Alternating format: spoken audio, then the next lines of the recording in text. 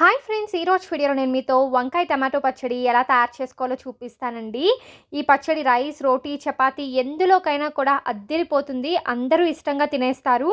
ఎలా తయారు చేయాలి అన్నది ఇప్పుడు మనం చూసేద్దాం. ముందుగా స్టవ్ ఆన్ చేసుకొని పాన్ పెట్టుకోండి.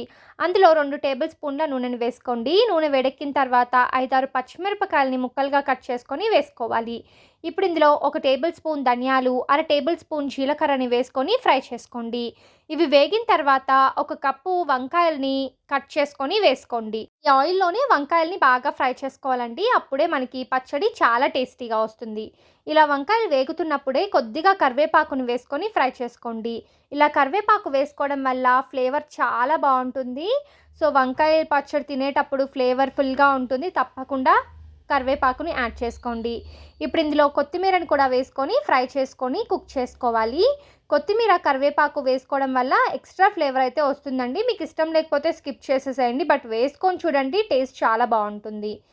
ఈ వంకాయ పచ్చడిని మీరు కావాలి అనుకుంటే ఎండుమిరపకాయలతో కూడా తయారు చేసుకోవచ్చు. బట్ నేను ఇక్కడ పచ్చిమిరపకాయలతో తయారు చేసుకుంటున్నాను. దీంట్లో మీరు బెండకాయలని కూడా వేసుకోవచ్చండి. వేరే వేరే కూరగాయలతో కూడా చేసుకోవచ్చు. బట్ వంకాయ, టమాటో కాంబినేషన్ అయితే చాలా బావుంటుంది.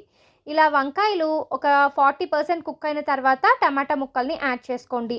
నేను 1 కప్పు వంకాయలు తీసుకుంటే హాఫ్ కప్ టమాటాలను తీసుకున్నాను. ఇప్పుడు టమాటాలు వేసుకున్న తర్వాత ఒకసారి బాగా కలుపుకొని మూత పెట్టేసి 5, 6 నిమిషాల పాటు కుక్ చేసుకోండి. 5, 6 నిమిషాలకి మనకి వంకాయతో పాటు టమాటా కూడా మెత్తబడిపోతుంది. చూస్తున్నారు కదా, టమాటో మెత్తబడిపోయింది. అలాగే వంకాయ ముక్కలు కూడా బాగా కుక్ అయిపోయాయి. ఇప్పుడు వీటిల్ని ఒకసారి బాగా మిక్స్ చేసుకోండి. ఇప్పుడు ఇందులో 7, 8 వెల్లుల్లి రెబ్బల్ని యాడ్ చేసుకోండి.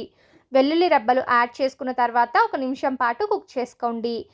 ఇలా కుక్ చేసుకున్న తర్వాత చిన్న నిమ్మకాయ సైజ్ అంత చింతపండుని యాడ్ చేసుకోండి. ఆల్రెడీ మనము టమాటా ముక్కలు వేసుకున్నాం కాబట్టి చింతపండు మరీ ఎక్కువ యాడ్ చేసుకోవద్దు, కొద్దిగా యాడ్ చేసుకోండి. చింతపండు యాడ్ చేసుకున్న తర్వాత ఎక్కువసేపు కుక్ చేసుకోవాల్సిన అవసరం లేదండి. వేడికే చింతపండు మనకి బాగా కుక్ అయిపోతుంది. ఇప్పుడు స్టవ్ ఆఫ్ చేసుకొని ఈ మిశ్రమాన్ని అంతా కూడా చల్లారనివ్వండి. చల్లారిన తర్వాత ఒక మిక్సీ జార్ తీసుకొని ఈ వంకాయ మిశ్రమాన్ని అంతా కూడా మిక్సీ జార్లో యాడ్ చేసుకోవాలి.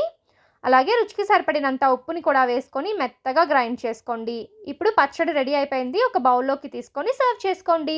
మీరు కావాలి అనుకుంటే ఈ పచ్చడికి పోపును కూడా పెట్టుకోవచ్చు. నేనైతే ఇక్కడ పోపును పెట్టుకోలేదు.